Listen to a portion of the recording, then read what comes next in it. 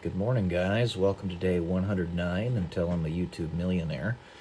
I'm going to read another essay to you that I wrote several years ago. This one is called Changing Timelines. It's a little bit longer than the other ones, so hopefully we can get through this in an efficient manner. If you are going to change the past, expect the future to have something to say about it. If you are going to change the future, expect the past to have something to say about it. That is, resistance at every turn will be what you can expect, because those things and people from a later period may no longer exist if you change anything now or earlier, and those things that exist in the present may change so much as to be unrecognizable.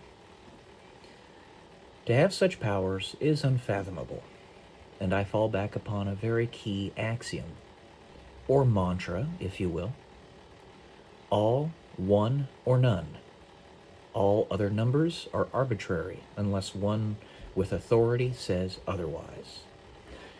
Therefore, only God may have such powers, to be timeless, and to unilaterally decide the path of the universe, who and what will exist, and who and what will not.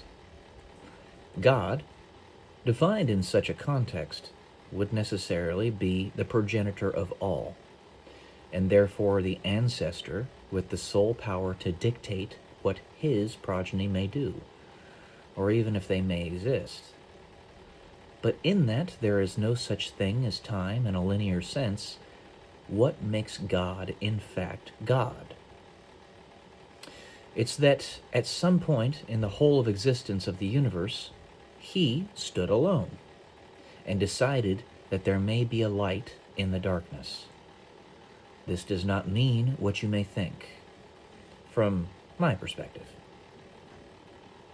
Darkness came first. It is what necessitated God to say, "Let there be light." But he did not say it in the way one might think. At first, it was a helpless plea into the void. Why won't you let there be light? Then it became a sorrowful request. Let there be light. Then it became a demand. Let there be light. Then it became a command. Let there be light. In that darkness came first, and nothingness is the natural state of existence, or is it? God survived the many assaults of the darkness, and eventually was the last person to survive in all of time, the last being to be alive in the whole of the universe, as the darkness had since consumed the light of everyone else.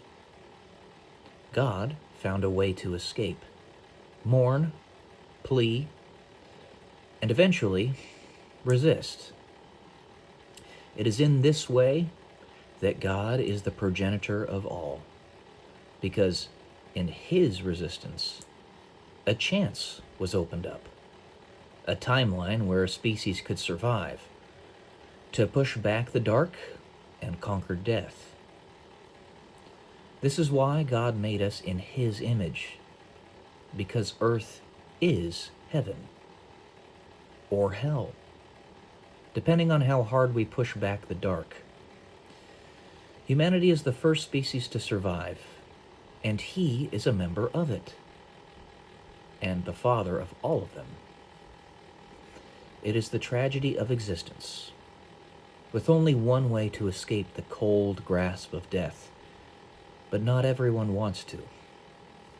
Not the future that may now seem so distant, and not the past that also seems so distant.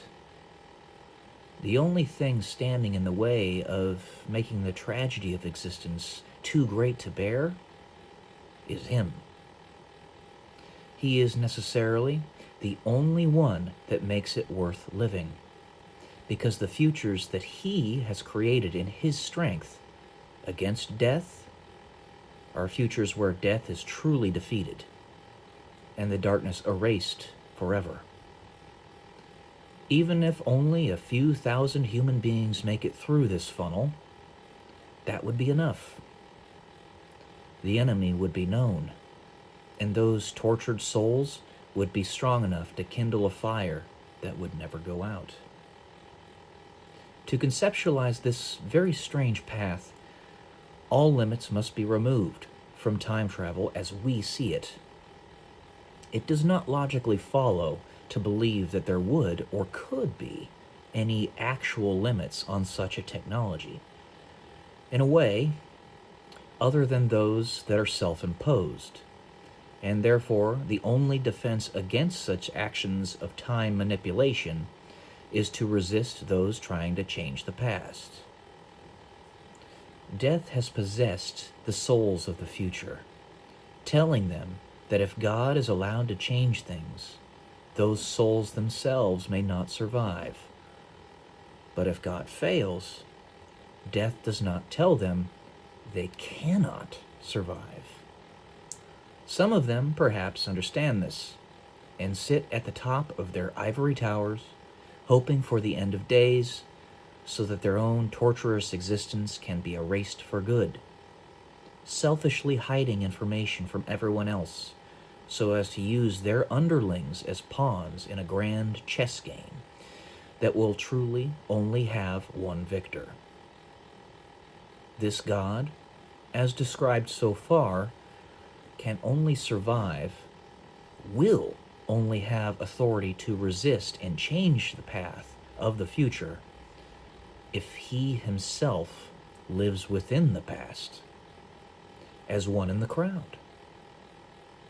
Humans have rules on what they are willing to do with the time travel, perhaps, because of the consequences otherwise. These are not, as stated before, hard limits on the ability to change the past itself, but consequences of other wills, which would give the human being no quarter if they broke these rules. The only real rule is free will. The only reason it is there is because nothing can change or stay the same without it. It is will that determines if the universe ends, and it is also will that determines if the universe survives. In order to make this hypothetical situation equitable, fair, the one attempting to carry out the change, God, must not hide themselves, lest he become an agent of sabotage. That is, the point of living for him is to resist, to convince the children of death that God is stronger, and that life is indeed worth living. For anyone else who may have the arrogance to believe that they have the right to determine if someone or something should exist, only the one that created everything in his resistance against the darkness, the progenitor of all, has any leg upon which to stand. And the longer he holds out, the longer he can restrain the darkness, the more souls are saved. But this tool can also, and more equitably, operate as a mechanism that provides an option, where the future laid out already, and the one that God is affecting, can exist simultaneously. Though, if existence persists, then death cannot. However, the children of death can remain, though their loyalties would be shifted. And the rest of us can choose which one we want, including our ancestors in both temporal directions and or all diverged paths. This can be true in both a parallel universe theory, quote-unquote, and a quote-unquote colliding timeline theory. That is, a parallel universe will mean that both timelines exist independently of one another, darkness and light necessarily needing to diverge due to being diametrically opposed to one another. The colliding universe theory means that both timelines exist in the same three-dimensional universe, and everyone can choose which one they want. Though the colliding universe, in truth, is a subset of parallel universes.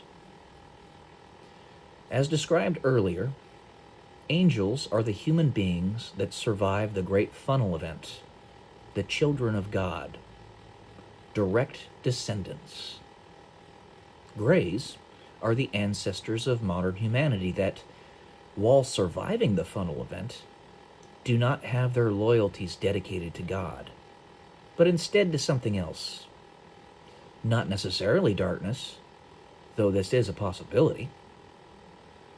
The Greys chose to evolve their physical selves so as to better manage existence, due to emotional disconnection with it, whereas the angels are infinitely connected with it. Thus, they can manipulate it without the need for technology, but instead through focused intent. Therefore, angels and Greys are both the descendants of primitive humans, but one is born from a different set of circumstances when compared to the other. There can be parallel universes where exclusively angels survive, and those where angels and Greys survive, and everything in between, but no universe where angels do not survive, as God will never give up. He cannot. Anyone can try to change the past, but it is immoral and even evil for anyone to do it that does not have the authority to do so. Only the one for whom the entire universe would not exist without his efforts has the authority and moral right, even obligation, to do so. But even he will face resistance, because the future usually refuses to change. And as an infiltrator, God must convince humanity that life is worth living. It is a battle of wills. Why do I use time travel as my launch bed for an explanation of God? Think about it. All the potential powers allotted to a time traveler with no arbitrary limits placed upon what he could do with the technology are the powers of God. He knows the path you will follow in life, and also knows what it would take to change that path. Resistance, because both your past and your future ancestors do not want that path to change, usually. He is everywhere, always. Possible because he can go to any timeline, an infinite number of times. He is beyond time and needs no beginning or ending. Because to manipulate time means that any and all points can be the beginning and the ending, rather than a linear point from which all future events spring. God instead becomes a center of a four-dimensional sphere around which everything rotates, aka the divine choir. He is all-powerful and more. And the stronger his will, the more the universe rotates around him. Therefore, the whole universe must rotate around him. All right. That's it for this one, guys. I hope you enjoyed. And now that I've read back this essay, I'm actually going to integrate it directly into my story. Love y'all. Peace.